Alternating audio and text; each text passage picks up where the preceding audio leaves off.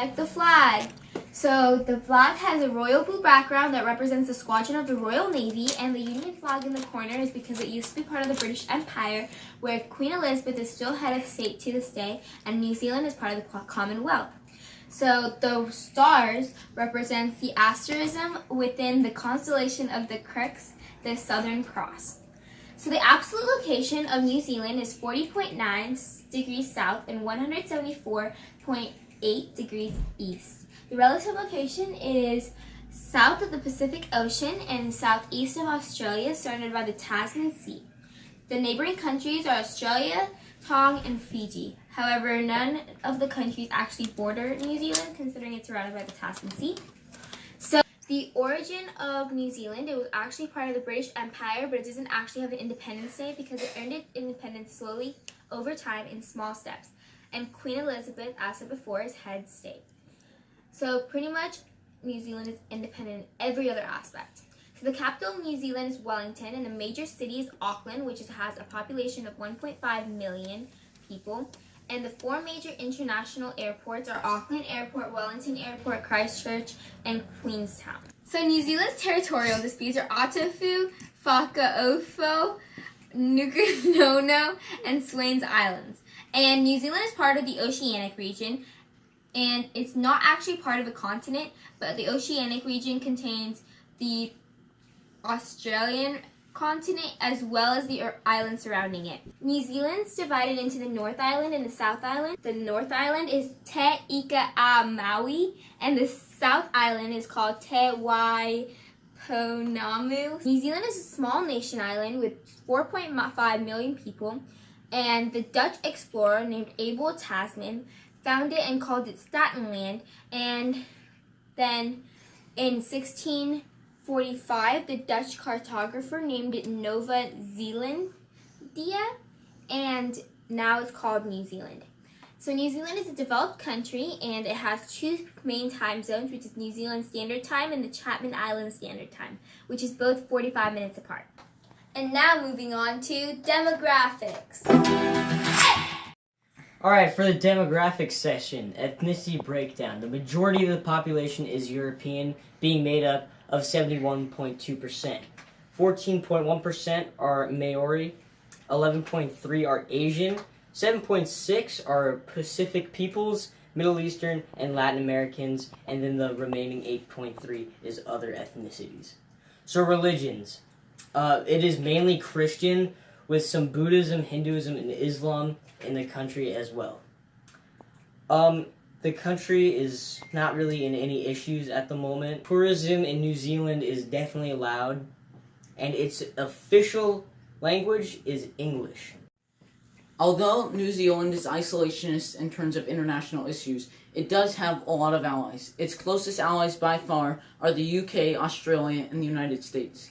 Both Australia and the US were involved with New Zealand in the ANZUS Pact, which provided mutual defense. However, in 1983, when New Zealand banned all nuclear-powered ships from their ports, which included US ships and US military ships, the US pulled their alliance from the New Zealanders and made it so that they did not have to protect them in terms of war.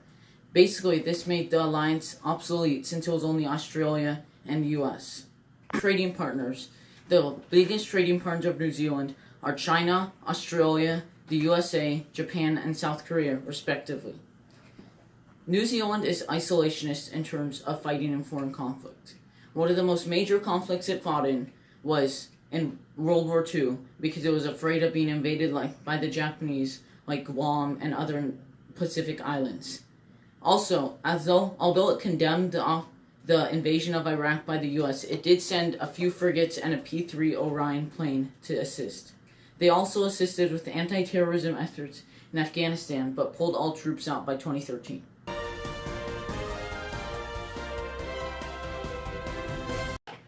Our first news. Students left stranded by the immigration's lack of oversight. The legal process that makes it possible to racially discriminate in decision-making needs to be investigated. Immigration began advising the minister that its strategy to clamp down on immigrant exploration was to target those immigrants who are at risk of exploration, to deport people who may become victims rather than stop the exploration itself. Immigration has become suggested that the budget constraints were responsible for this strategy.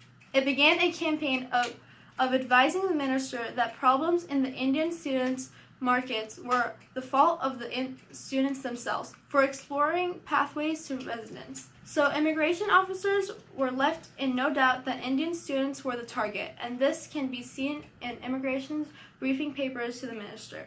Officers have absolute discrimination in decision making.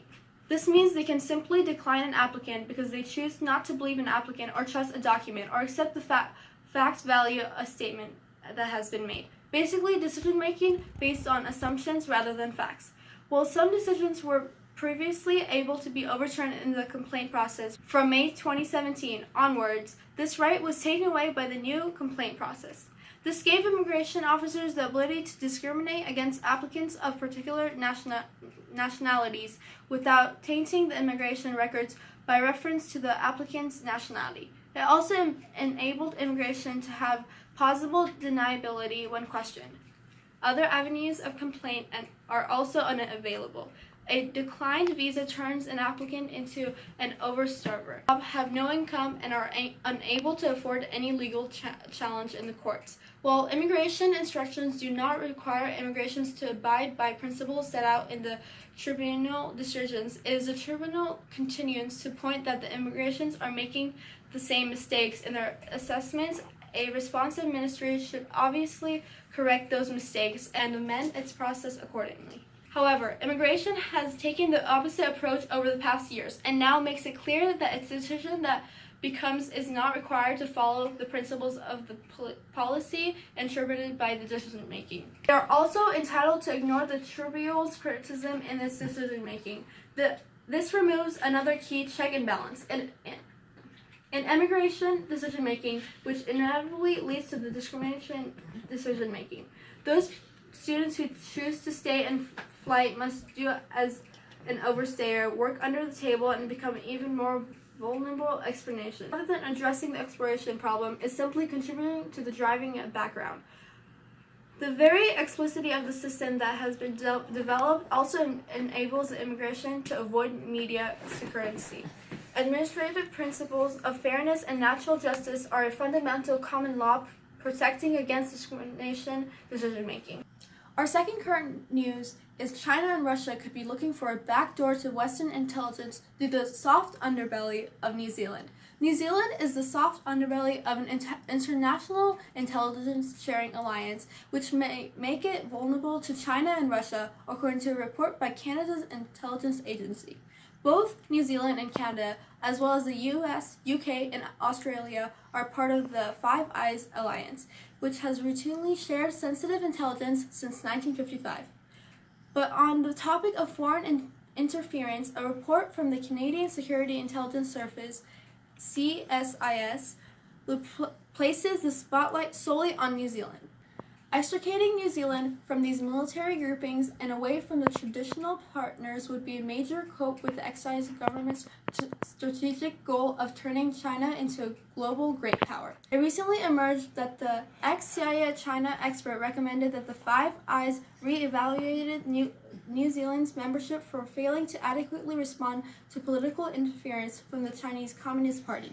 New Zealand Prime Minister Jacinda Ardern told Business Insider that she has certainly not had any indication that our Five Eyes membership in the arrangement is under question, nor have I ever heard that it has been raised with any of my colleagues.